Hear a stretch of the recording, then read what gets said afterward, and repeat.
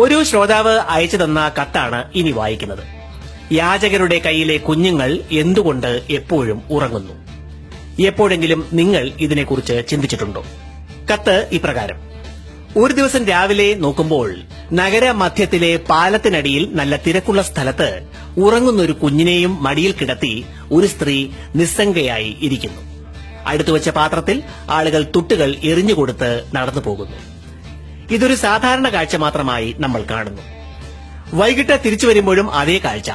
ഒരു മാറ്റവുമില്ല. ഉറങ്ങുന്ന കുഞ്ഞും അമ്മയും അതേ ഇരിപ്പ് തന്നെ. എല്ലാ ദിവസവും ഈ കാഴ്ച ഒരു മാറ്റവുമില്ലാതെ തുടരുന്നതിൽ ദുരൂഹതയുണ്ടെന്ന് നമ്മളിൽ ചിലർക്കെങ്കിലും തോന്നാം. കുഞ്ഞുങ്ങളുടെ പ്രകൃതം നമുക്കറിയാമല്ലോ. ഒരു മണിക്കൂർ പോലും തുടർച്ചയായി അവർ ഉറങ്ങില്ല, ബഹളം നിറഞ്ഞ നഗര മധ്യത്തിൽ പ്രത്യേകിച്ചും. അതേസമയം ഈ കുഞ്ഞ് ഒരിക്കലും ഉണർന്നിരിക്കുന്നത് നമ്മൾ കാണുന്നുമില്ല.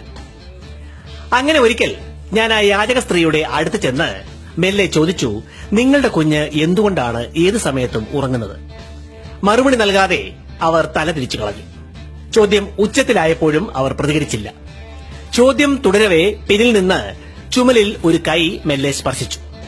ഒരു മധ്യവയസ്കനാണ്. നിങ്ങൾക്ക് ഈ യാചക സ്ത്രീയിൽ നിന്ന് എന്താണ് വേണ്ടത്? എന്തിനാണ് പാവങ്ങളെ ഇങ്ങനെ ഉപദ്രവിക്കുന്നത്? അയാൾ ചോദിച്ചു. എന്നിട്ട് ചുമലിലെ കൈ മെല്ലെ മാറ്റി ഒരു നാണയത്തുട്ട് ആ പാത്രത്തിലിട്ട് അയാൾ നടന്നകന്നു. പിറ്റേ ദിവസം തൊട്ടടുത്തൊരു കെട്ടിടത്തിൽ എന്റെ ഒരു സുഹൃത്തിന്റെ മുറിയിൽ നിന്നും ഞാൻ രംഗം വീക്ഷിക്കാൻ തീരുമാനിച്ചു. എല്ലാം പഴയതുപോലെ തന്നെ, ഒരു മാറ്റവുമില്ല.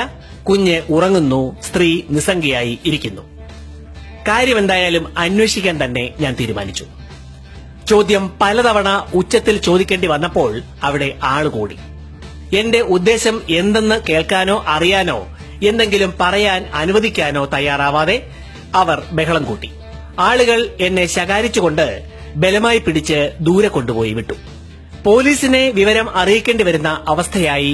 പോലീസിന് ഫോൺ ചെയ്തപ്പോഴേക്കും സ്ത്രീയും കുഞ്ഞും അപ്രത്യക്ഷരായിരുന്നു. സ്ഥലത്തെ കൂട്ടുകാരനുമായി വിഷയം സംസാരിച്ചപ്പോൾ കാര്യങ്ങൾ കൂടുതൽ വ്യക്തമായി. കുഞ്ഞുങ്ങൾ വാടകയ്ക്ക് കൊടുക്കപ്പെടുകയോ മോഷ്ടിച്ചുകൊണ്ട് വരപ്പെടുകയോ ആണ്. സ്ത്രീകളെയും കുഞ്ഞുങ്ങളെയും ഉപയോഗിച്ച് യാചന ഒരു ബിസിനസ്സായി നടത്തുന്ന റാക്കറ്റിന്റെ ഒരു കണ്ണിയെ മാത്രമാണ് അവിടെ കണ്ടത്. കുഞ്ഞിന് വയറു നിറയെ മദ്യമോ കഞ്ചാവോ നൽകുകയാണ് ചെയ്യുക.